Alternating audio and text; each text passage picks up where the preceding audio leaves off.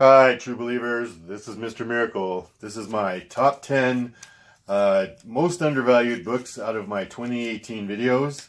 I'm going to start with number 10 and work my way up to number 1 for the most undervalued. So starting at number 10, I'm going to pick Batman, number 251. This is the revamping of the Joker.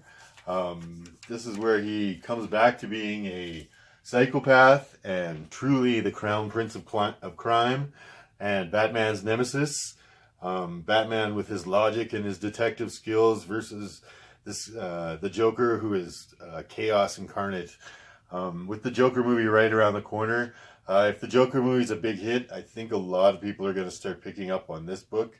This is the Joker that the movie Joker will be based off of. And yeah, I think this is a very undervalued book with that great Neil Adams cover especially. Yeah, you can buy this book in pretty good grades for $100, $150.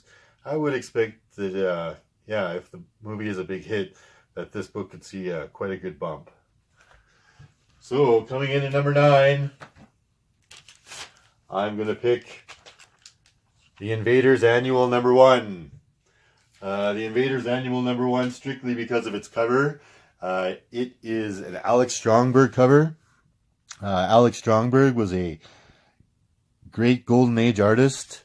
Really big fan of his. This is his only work that he specifically did for Marvel. They released a couple other covers in the early 2000s, I believe, that were Alex Strongberg, but he had already passed by that time.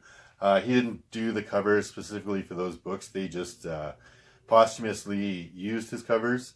So this is the only book for Marvel that he specifically did a cover for, the Invaders Annual number 1. I think covers are going to be the next big thing in comic books, and this is definitely one to put into your collection, undervalued. At number 8, I'm going to pick What If number 23. So we've talked about What If 23 in the Eternals video. This has the Eternals origin stories in the back of it. A lot of people don't realize that this is book contains Marvel canon, not just a What If story. In the back of this is a special section called Untold Stories of the Marvel Universe, and it has the Eternals origin story in it. And honestly, not just that book, but getting these books with it, number 23, 24, 25, and 26. Come out of there. Okay, so that all has pieces of that story arc in it, of the Eternals origin story. This book connects back to Thanos and the Titans, and this book has an extra special because that's a picture of Jack Kirby on the cover, and I love to see Jack Kirby on covers. So picking up the little run of What Ifs, definitely an undervalued set of books that you can get for almost nothing. Okay, coming in at number 7, my pick is The Amazing Spider-Man number 134. This is the second appearance of the Punisher. Lots of people think the second appearance of the Punisher is 135.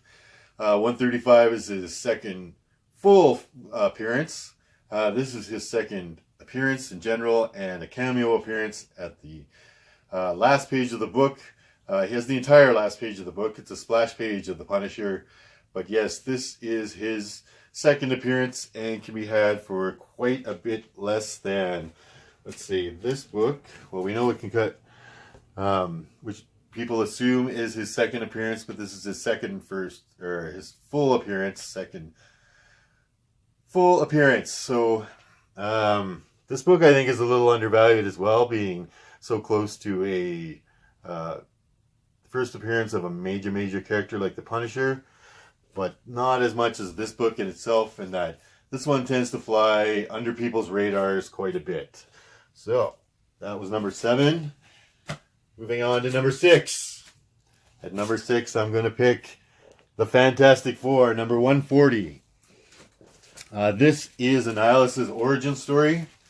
If Annihilus does show up in the MCU, and I'm not saying he will, but if he does, I would expect to see this book take quite a significant jump. I bought this very, very nice copy, practically a mint condition copy, for $10. And there are still lots of them out there for $10. Bronze Age issue, Annihilus' origin story. A lot of people I think it gets under the radar because it's so far away from his first appearance, which was Fantastic Four Annual number 6. This one came out years and years later, and it contained its origin story. But yeah, I think this one will catch on if Annihilus does show up in the MCU, either as a big main bad guy or maybe just a one-and-done movie bad guy. But his origin story should see a bit of a price bump. Coming in at number 5, this one comes from my reprints video, is Detective Comics number 387. The first time Detective Comics 27 was ever reprinted. So 30 years you had to wait for that story to be reprinted. If you could not find a Batman number, or Detective Comics number 27, you couldn't read this story. How crazy is that? 30 years, without you could have been a Batman fan for over 30 years and still never read his origin story. So once people realize that this is the first reprint of that, if you look at other books, Fantastic Four number 1, the Golden Age reprint, some of the reprints for Superman Action Comics and stuff that are quite valuable. Once people realize that this is the first reprint, I think it's going to see quite a bit more love. And you can get this book for $30 in perfect shape for a Silver Age comic and an anniversary issue as well. And being the first reprint of Detective Comics 27, wow, this is really undervalued for sure. Okay, coming in at number 4, I am going to pick this guy, Strange Tales number 109. I'm picking this one because the character Circe from the Eternals, and with the Eternals movie coming out, and there's all kinds of rumors that Circe will be the main focus of the story. If the story does have a lot to do with her, this is her first appearance, not Eternals number 3. A lot of people think it's Eternals number 3, but it's going to get out that this is actually her first appearance, and I think this book is going to see quite a bit of jump, especially if the Eternals is a big hit, which I really like the Eternals, so I'm hoping they do a good job, and it is one. All right, coming in at number 3, Thor number 168, another Silver Age issue, Thor issue. This is Galactus' origin story. So, if Galactus shows up in the MCU, and I think there is a very, very, very good chance he will. I'm not saying he'll be the big bad guy for the next Phase 4 of the MCU or anything like that. He may not show up in Phase 4 at all, and they may save him for even later, but he is a fan favorite. And if they have now acquired the rights to Fantastic Four and the Silver Surfer again, you're definitely going to see Galactus showing up.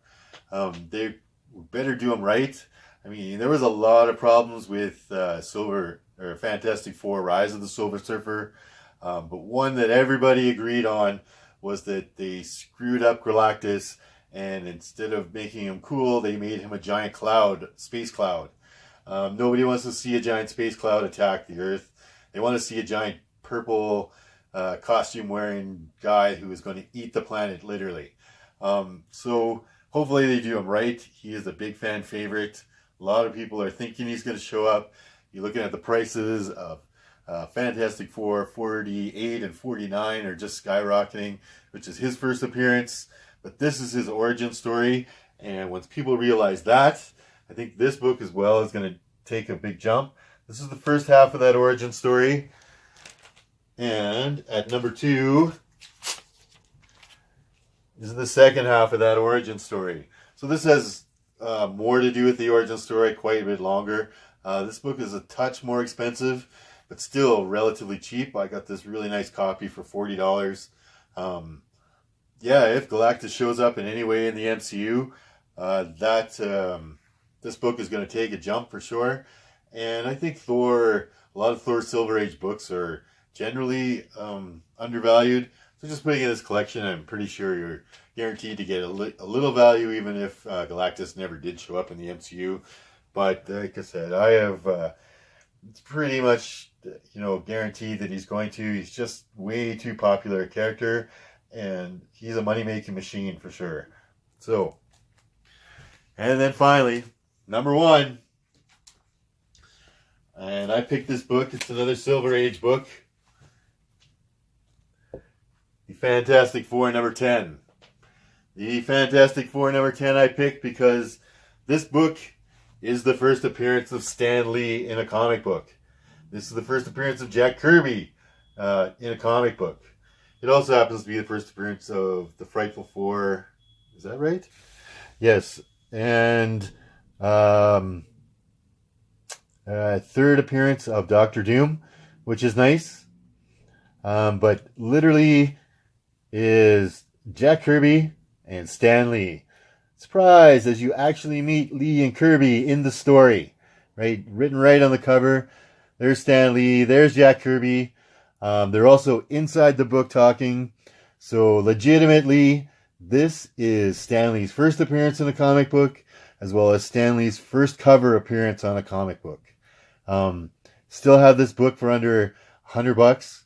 Again, Doctor Doom's third appearance. You can see his first and second appearances are zooming out of control for price-wise, 5 and 6. It's not too long before the people will start kind of picking up on this just for Doctor Doom, not realizing that this is an important book in terms of Stan Lee's history with comic books, in terms of Jack Kirby's with comic books as well, especially this comic books. Jack Kirby drew them in there himself. So very undervalued in my opinion. Should be worth much, much more. It's not even worth as much as, let's say, Fantastic Four number 11, which goes for quite a bit more.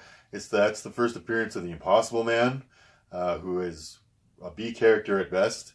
But this guy, but Stan Lee is no B character. He has been in lots and lots of books for decades, and this is his very first appearance in a comic book. So very undervalued. Pick up Fantastic Four number 10 if you can, before people really realize this and say, wow, I better pick this book up and the price is just going to jump. And I think probably the most undervalued book I found last year is this book. Looking forward to a great 2019 with you guys. Thanks for watching my channel so far. Been getting lots and lots of new subscribers, which I really appreciate. A lot of people telling me, I was sent here by this subscriber of yours, or I was sent here by that. So word of mouth about my videos is getting out there, and that's thanks to you guys. And I really appreciate, again, all your likes and comments and watching my videos. And I am going to look forward to a great 2019. And Happy New Year to everybody. This is Mr. Miracle. I'm out.